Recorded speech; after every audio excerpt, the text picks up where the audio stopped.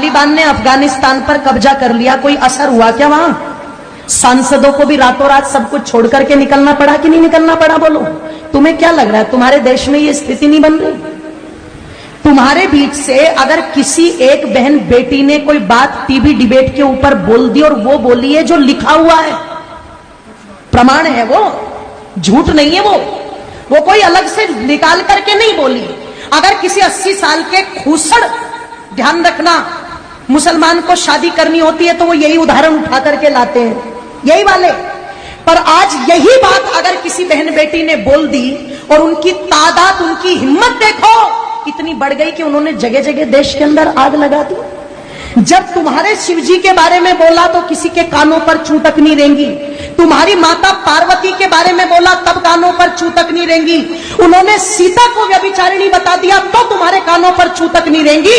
सरेआम वो मौलवी बैठ करके टीवी डिबेट में हिंदू देवी देवताओं का अपमान करते रहे, किसी के कानों पर चू तक नहीं रेंगी। कोई भेड़िया नहीं निकल के आया, पर एक बात नुपुर शर्मा ने कह दी और सारे कुत्तों के झुंड निकल करके सड़कों पर आ गए। जरा सोच करके देखो, तुम्हें क्या लगता है ये षड्यंत्र नहीं है?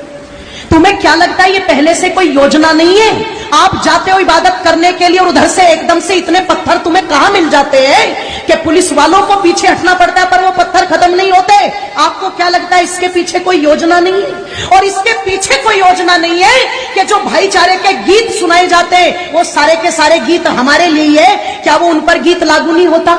अगर इतने शांति के स्थापित करने वाले हैं, अगर इतनी अल्लाह ताला की इबादत करने वाले हैं, तो जब नुपुर शर्मा के लिए देश में आग लगा दी तो जिन कुत्तों ने, ध्यान रखना, कन्हैया लाल की गर्दन काटी है, उनके लिए भी सड़कों पर आना चाहिए था कि नहीं आना चाहिए था?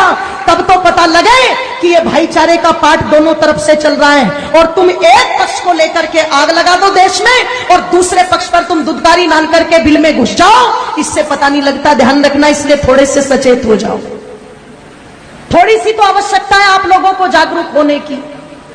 थोड़ा सा तो विचार और मंथन चिंतन माताओं तुम भी करो कि तुम कर क्या रही हो आज। एक एक तुम्हारा बेटा, उसे तुमने इतना फुसफुसिया बना दिया, इतना फुसफुसिया बना दिया कि वो 15 मिनट धूप में नहीं खड़ा हो सकता, वो 2 किलोमीटर पैदल नहीं चल सकता।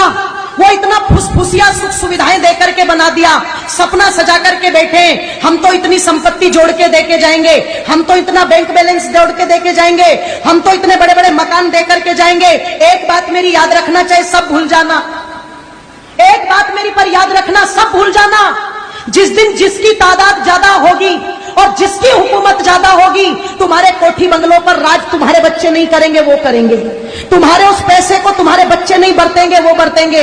तुम्हारी संपत्ति पर मालिकाना अधिकार तुम्हारा नहीं होगा, उनका होगा। अगर यकीन ना हो तो कश्मीर का इतिहास ज्यादा पुराना नहीं है, अगर यकीन ना हो तो पाकिस्तान को अलग हुए ज्यादा समय नहीं हुआ है, जब रातों रात अपना सब कुछ छोड़कर के वहां से भगना पड़ा था। वो जमीन भी छोड़ी, वो कोठी बंगले भी छोड़े, वो धन संपत्ति भी छोड़ी। और इससे ज्यादा और दुर्गति क्या होगी कि छोटे छोटे दुधमुहे बच्चों को अपना पेशाब पिला पिला करके भारत तक उनको लाना पड़ा। तुम सोच करके देखो, ये स्थिति हो चुकी है। और अगर ये पहले हो चुका है, आगे नहीं होगा, ऐसा बिल्कुल भी मान करके मत चलना। क्योंकि जो कौम अपने भूले इतिहास से शिक्षा नहीं लेती, उस कौम के मिटने में कभी भी देर नहीं लगती।